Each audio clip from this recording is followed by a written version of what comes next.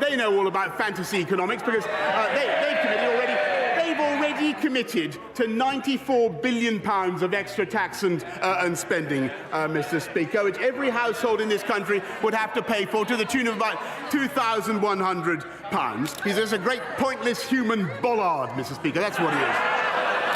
Mr. Speaker, if he wants to know what Conservatives would do, he should resign and find out. Until then... I'll decide when there's more.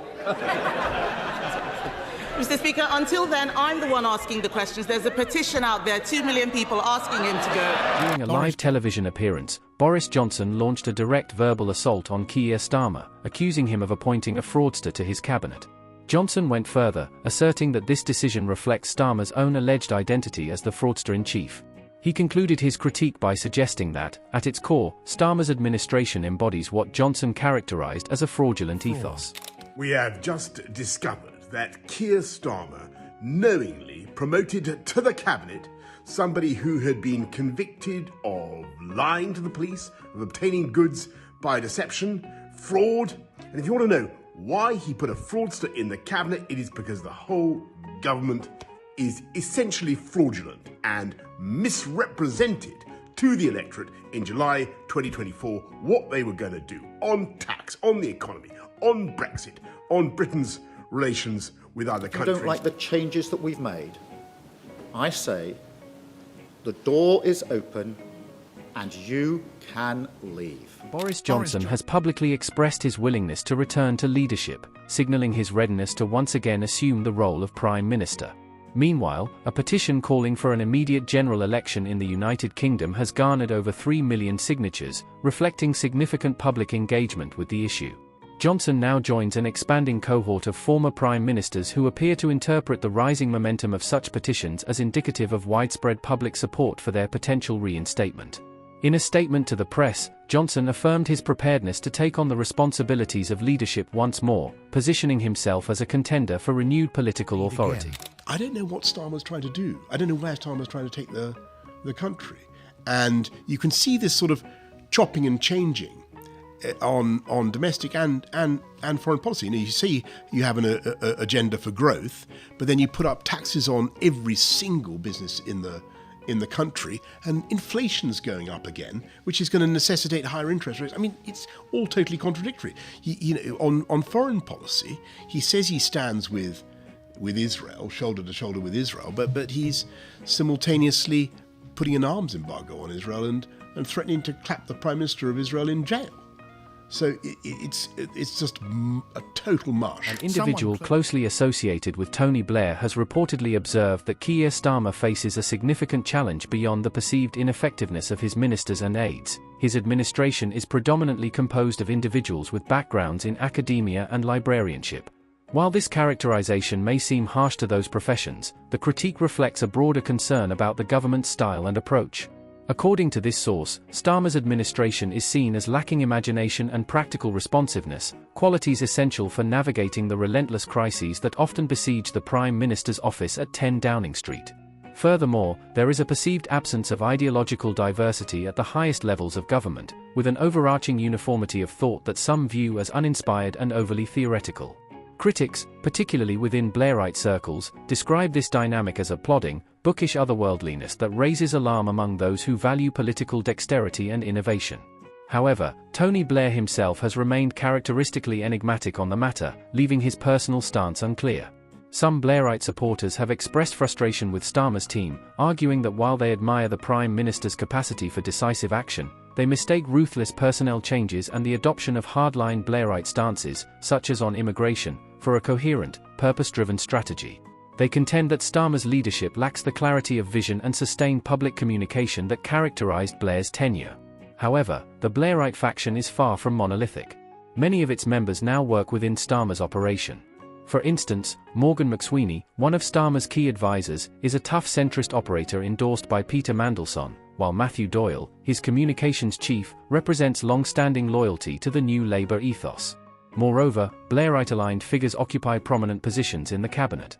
Meanwhile, an intriguing development on the political periphery involves Elon Musk, the billionaire founder of SpaceX and Tesla, who reportedly considers providing substantial financial support to the Reform Party, whose right-leaning platform aligns with his ideological outlook.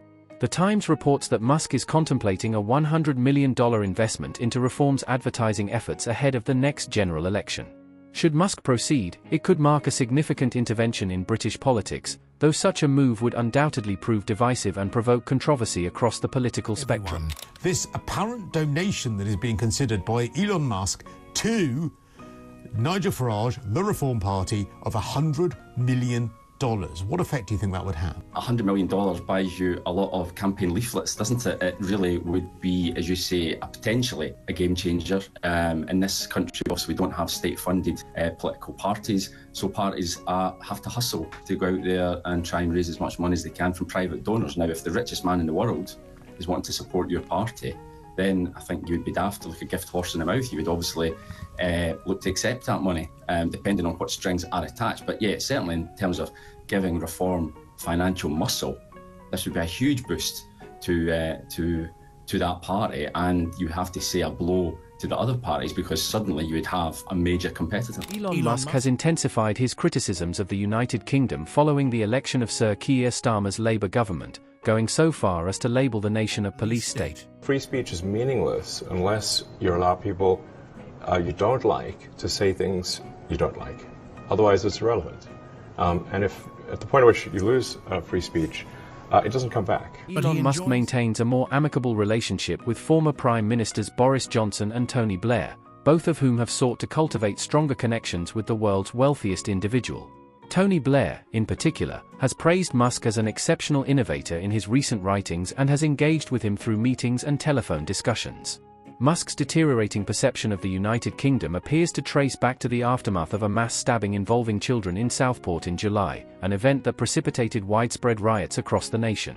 The tensions between Musk and the UK were further exacerbated when he was notably excluded from the Global Investment Summit hosted in October. Like there's crazy stuff happening in the UK where people are getting like 2-3 year prison sentences for Facebook posts. Yeah, I don't think I should go to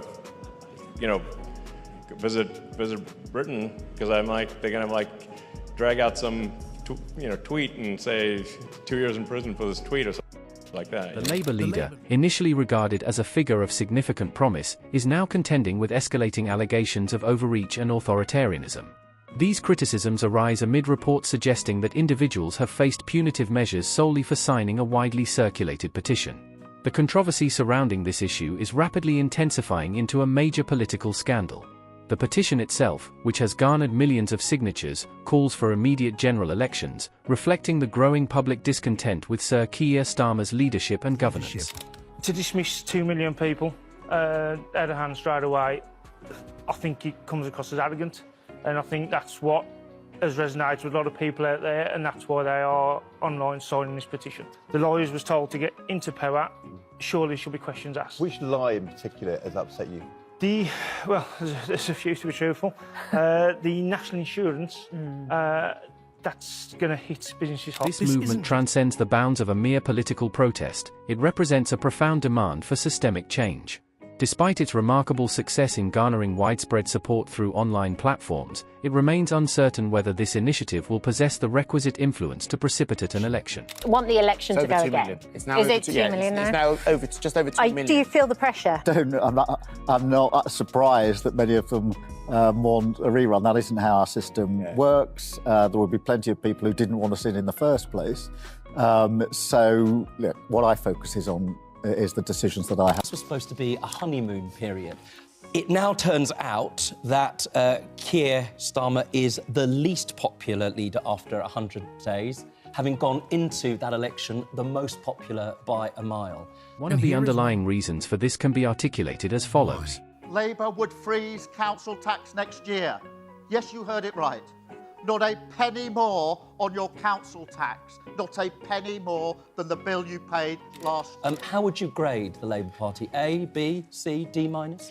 Well, I think in terms of how they've handled the last 100 days, could do better. Given all their planning to win the general election, you might have thought that the 100 days would be pretty well planned as well, but they started off with that announcement about the winter fuel payment, which has run every single day ever since.